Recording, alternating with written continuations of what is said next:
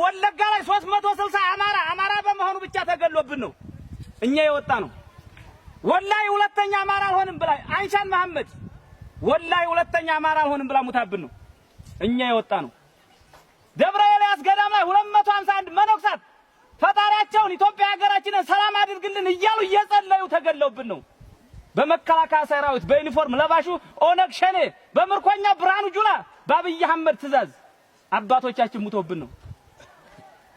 የአማራ ህዝብ ልጆቹን ይማሩልኛል ብሎ እስክርቢቶና ደብተር ገዝቶ ልብስና ሻንጣ ገዝቶ ዩኒቨርሲቲ አስገብቶ ደምቢዶሎ ዩኒቨርሲቲ ላይ 17 የዩኒቨርሲቲ ተማሪ ምን ተደፍሮብን ነው እኛ የወጣ ነው። የአማራ ህዝብ ይሄን እንዲያውቅልን እንፈልጋለን። የወጣንበትን የምንሞትበትን ዓላማ እንዲያውቅልን እንፈልጋለን። እኛ የወጣ ነው አዲስ አበባ ላይ ትምህርት ቤት የደረሰውን ልጇን ልታመጣ ስትሄድ እየጠባህ ቤት ያስቀመጠችውን ልጇን እነ ሽመልስ አብዲሳ እነ ታከለ ኡማ እነ ምርኮኛ ብርሃኑ ጁላ ፎቁን ሲያፈርሱ ልጁን ሳያወጡ አዳፈኑት። የአማራ እናት ግን የጠየቀችው ንብረት አልነበረም። ተሰርቶ እንደሚታለፍ ታውቀዋለች። ሰርታ እንደምታገኝ ታውቀዋለች። ልጄን ብላ ነበር የጠየቀችው። ልጅሽን የጠየቅሽው ላንቺ ምን ተይዞሽ ነው በማለት እነ ሽመልስ አብዲሳ አርደዋታን።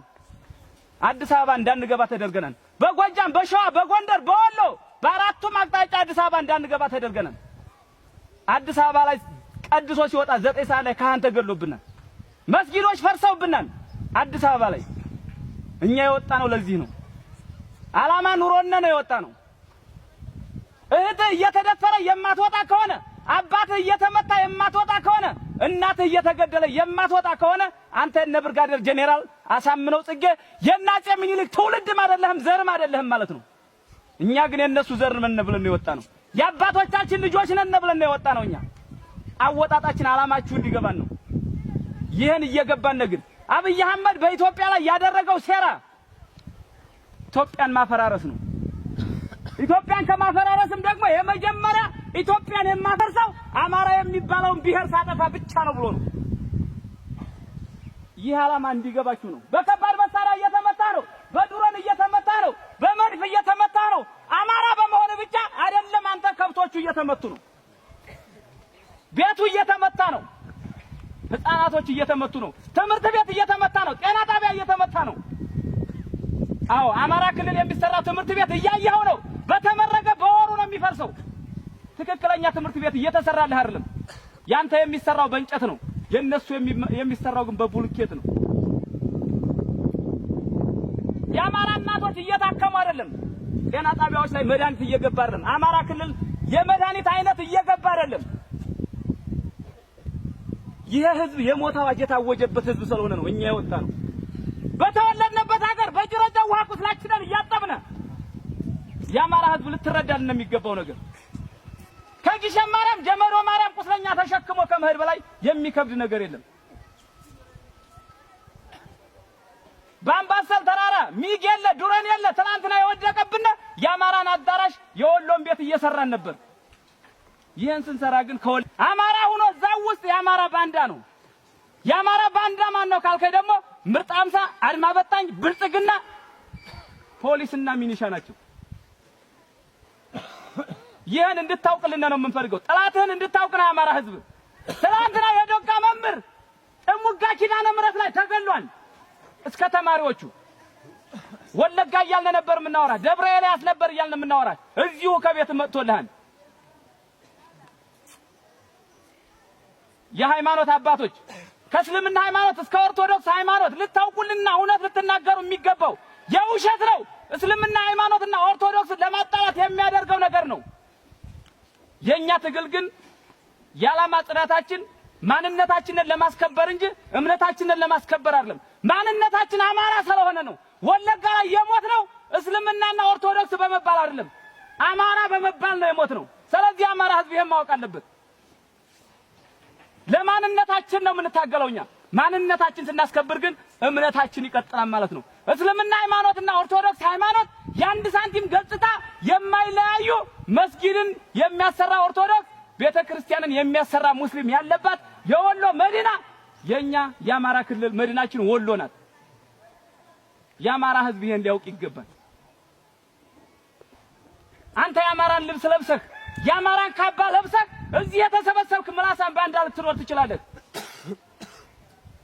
ይህን የአማራ ህዝብ ግን በዚህ ልክ የተሰራለም። የአማራ ህዝብ ግን ውሃ ልኩ እውነት ነው።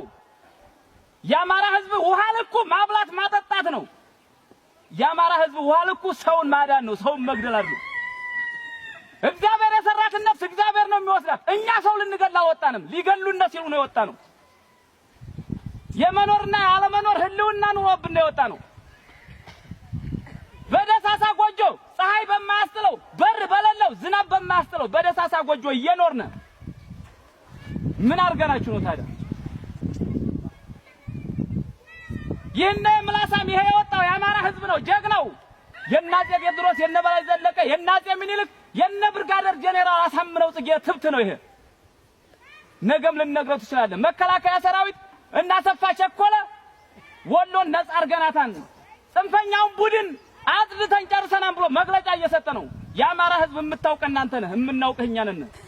የአማራ ህዝብ ማለት ሁሉም ፋኖ ነው ማለት።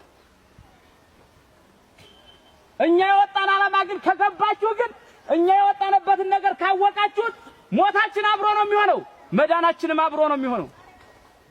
ምክንያቱም ስሪታችን አማራ ስለሆነ ይህ ህዝብ ይህም ማወቅ አለበት። ከአሁን በፊት ተነጋግረናል። ነገር ግን አሁን የምንነግርህ እኛ ጦርነት ላይ ነን። የአማራን ችግር ሊፈታለት የሚችል ዳኛ የለውም። ዳኛው ፈሪያ እግዚአብሔርና ፈሪያ አላህ ናቸው።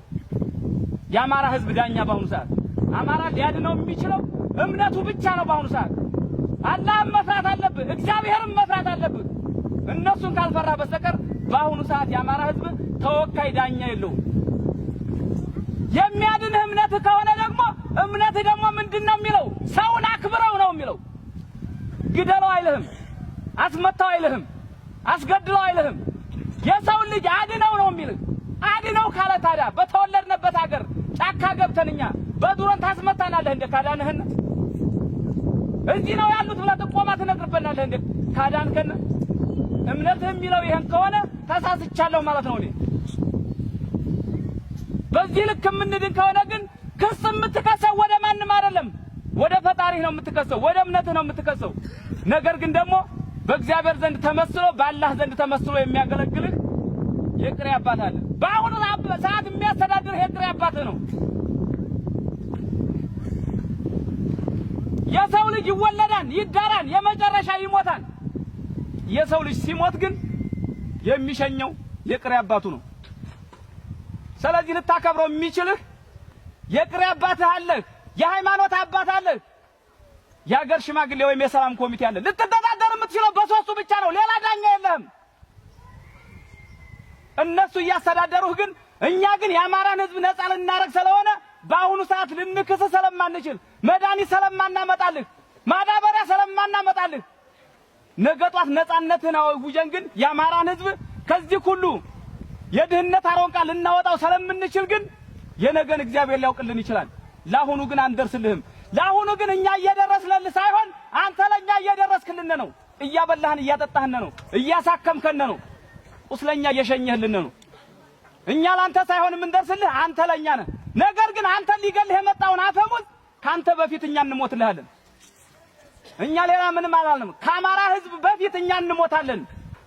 ስለዚህ ከናንተ በፊት ስንሞት ስንቆስል አሳክሙና ስንሞት ቅበሩን ነው ያልነው። ሌላ ምንም አላልንም። እውነተኛ ትግል እየታገልን ነው፣ ወቁልን ነው። ይህን ትግል ግን እንዲያውቅልን የምንፈልገው ማህበረሰብ ይህ ህዝብ ነው። ማንም አይደለም እንዲያውቅልን የምንፈልገው። ይህ ህዝብ ካወቀልን ሌላው እንኳን ቢቀር ጥላትን ሴት ልጅ እኮ ወንድሟ ሰው ጋር ሲጣላባት የመጨረሻ ያንን ሰው እኮ አኩርፋ በመሄድ ነው አይደለ ጥላቻዋን የምታሳየው። ወንዝፋ መምታት አትችልም እኮ። የመጨረሻ ጥላቻዋን የምታሳየው አኩርፋ በመሄድ እኮ ነው። ታዲያ እኛ የተጣላነው አንተ አታቆርፍልንም እንዴ? ወጥተህ እንኳን መቅጠም ቢያከተኝ የኛ ጥራት የሆነ በቄክ ሲመጣ አገለምጠው አስተያየት አያስጠላው። ምርጥ አምሳ አድማ በታኝ ፖሊስ ብልጽግና እኛ የምንዋጋው አንተ በሰጠህን ሬሽን ነው ብያለሁ። አንተ በሰጠህን የመሞቻ የመዳኛ ፍሬያችን ነው ብያለሁ።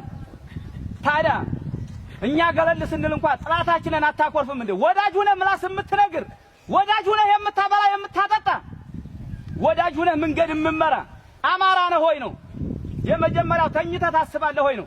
ጌታችን ኢየሱስ ክርስቶስን በብር ነው አይደል የተሸጠው?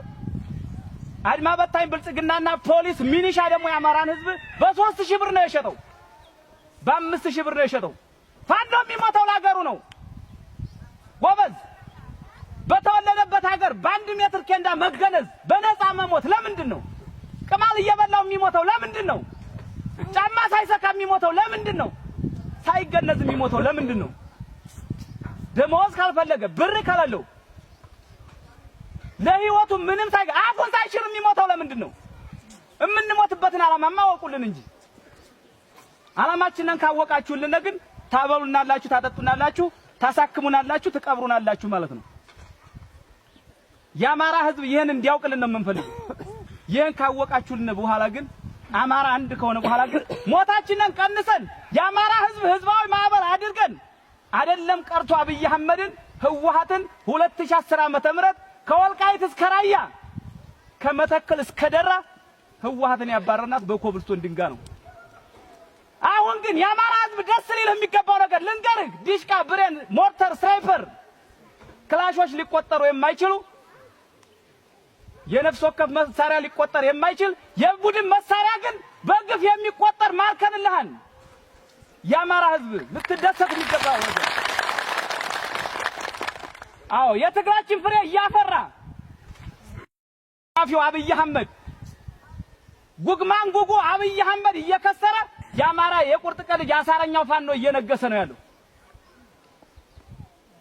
የህዝብ ይሄን ማወቅ አለበት። ምናልባት ውሸታሞች ዋሻሉ። የኛ ህዝብ እየተወናበለብን ነው። እውነት መናገር አለባችሁ። ምድር ላይ እያላችሁ ከተማ ያለ ህዝብ አሉ ነው የሚያወራው። እናንተ ግን በተግባር እያያችሁን ነው። 7 ፋኖ ከሆነ የምታውቁት እናንተ ናችሁ። 20 ፋኖ ከሆነ የምታውቁት እናንተ ናችሁ። ጽንፈኞቹን አጥፍቻለሁ እያለ ነው። ጽንፈኛ እኛ አይደለም፣ ጽንፈኛ እሱ ነው። የሃይማኖት አባት የሚገል፣ መስጊድ የሚያፈርስ፣ ቤተክርስቲያን የሚያፈርስ፣ ሴትን የሚገል ጽንፈኛ ማለት መንግስት ነው። ጽንፈኛ ማለት መከላከያ ሰራዊት ነው። እኛ ጽንፈኛ አይደለም። እኛ ነፍጠኛ ነን። ነፍጠኛ የሆነው ደግሞ ህዝባችንን ለማዳን ነው። የህዝብ ግን ይሄን ነገር ካወቀልን በኋላ አብይ አህመድ ለምን እንደምንታገለው ካወቀልን በኋላ ህዝባዊ ማዕበል አድርገን አማራ ክልል ነፃ በማውጣት የጠፋችውን ኢትዮጵያ ፈልገን በማገኘት የሰው ልጅ ሰው በመሆኑ ብቻ ተከብሮ እንዲኖር እንፈልጋለን። ትግራችን ሰው ሆኖ እንዲኖር ብቻ ነው። ሶማሌ ስለሆነ፣ አፋር ስለሆነ፣ ኦሮሞ ስለሆነ፣ ቤንሻንጉል ስለሆነ ልንበቀለው አይደለም እኛ የምንታገለው። እኛ የምንታገለው ፈሪሃ እግዚአብሔርና ፈሪሃ አላህን አውቆ የሚያድር የሰው ልጅ ሰው በመሆኑ ብቻ ኢትዮጵያ ውስጥ ሰርቶ እንዲበላ እንዲኖር ኢትዮጵያን ፈልገን ለማግኘት ነው የምንታገለው። ይህን ትግል ስንታገል የአማራን ህዝብ ብቻ አይደለም እኛ የምናስተምረው፣ የኢትዮጵያን ህዝብ እንነግረዋለን። የሚያዋጣውን እንዲመርጥ እንነግረዋለን። ዛሬ እኛ ላይ የሞት አዋጅ አውጆ ሊሆን ይችላል። አብይ አህመድ ግን ነገ በኢትዮጵያ ብሔር ብሔረሰቦች ላይ ነው የሚያውጀው። ጠንካራ የሆነው እኛ ስለሆነ መጀመሪያ እኛን ሊያጠፋ ነው።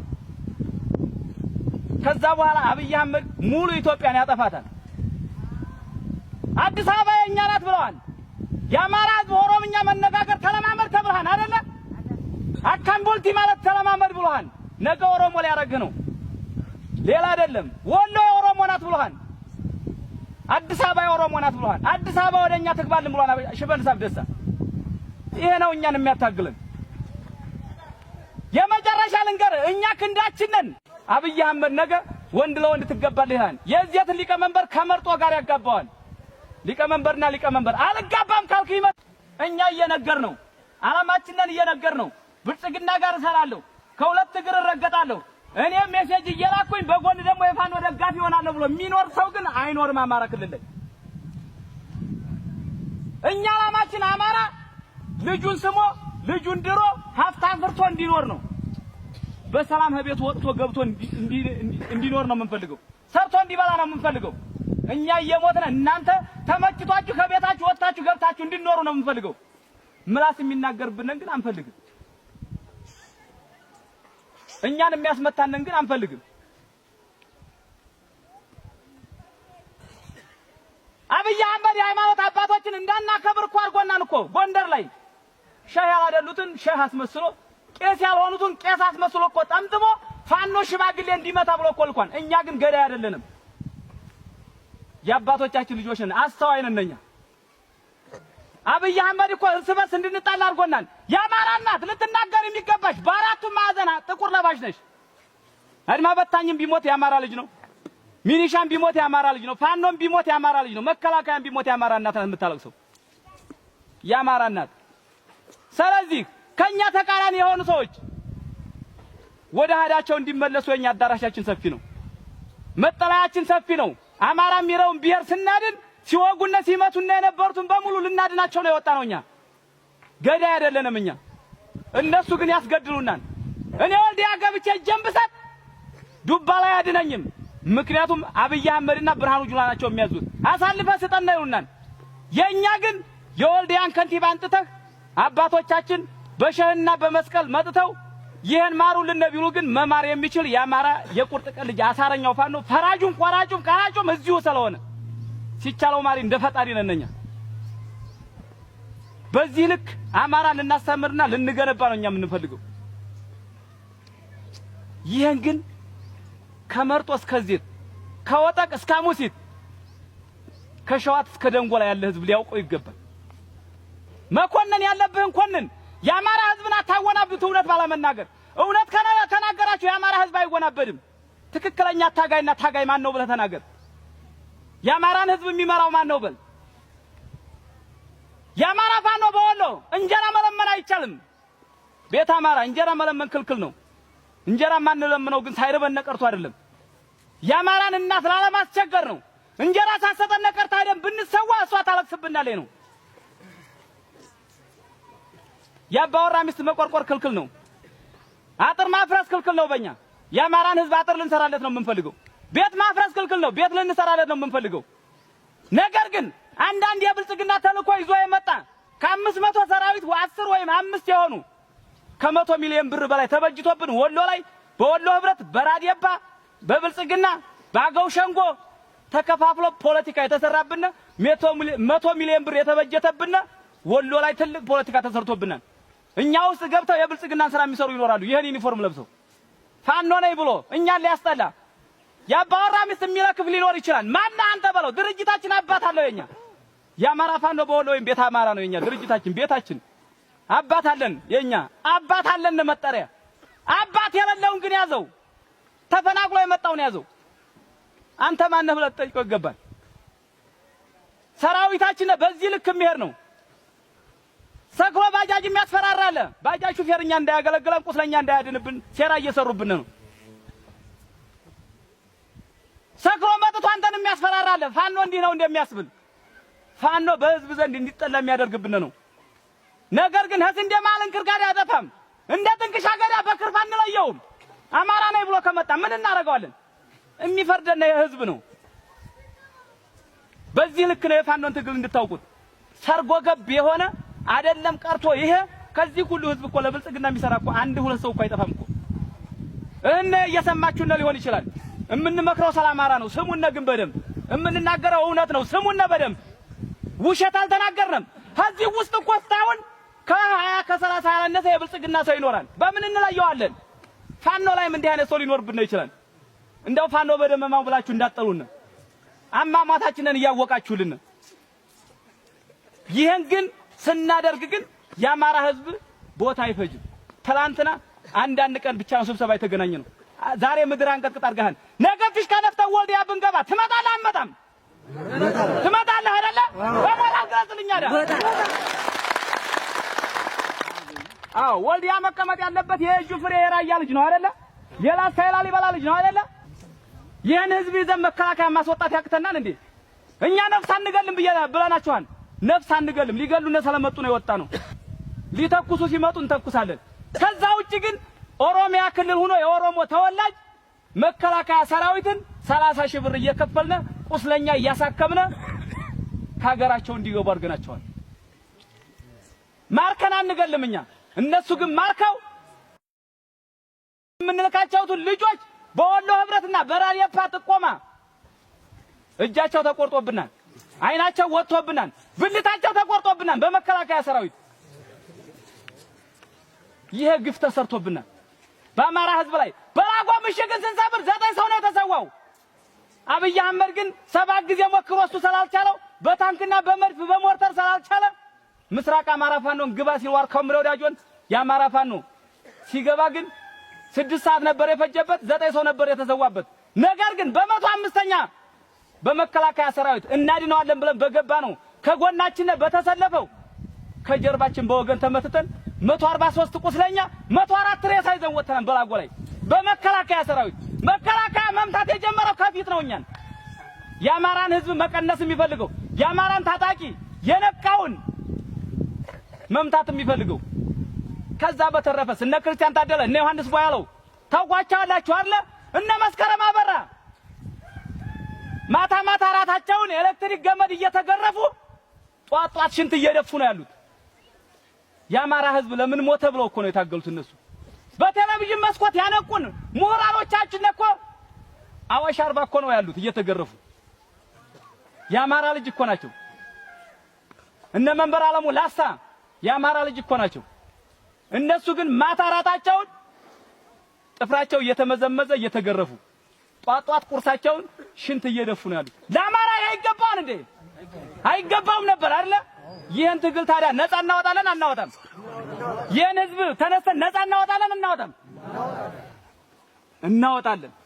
ይሄን ህዝብ ግን ከዚህ አሮንቃ ነፃ ለማውጣት የአማራ የቁርጥ ቀን ልጅ በዋርካው ምሬ ወዳጆ የሚመራው የአማራ ፋኖ በወሎ ቤት አማራ ነፃ አውጪ ድርጅት ይሄ ነው። ስተት ከሰራና ግን ልትይዘን ይገባል። ከተሳሳተነ ልመክረን የሚገባው አንተ ነህ። ነገር ግን ይሄ ህዝብ ግን ነገጧት አሸናፊ ለመሆን ስንቁን ሰንቆ ትጥቁን ታጥቆ ሰልጥኖ የሚወጣበትን አደረጃጀት እየሰራ ነው።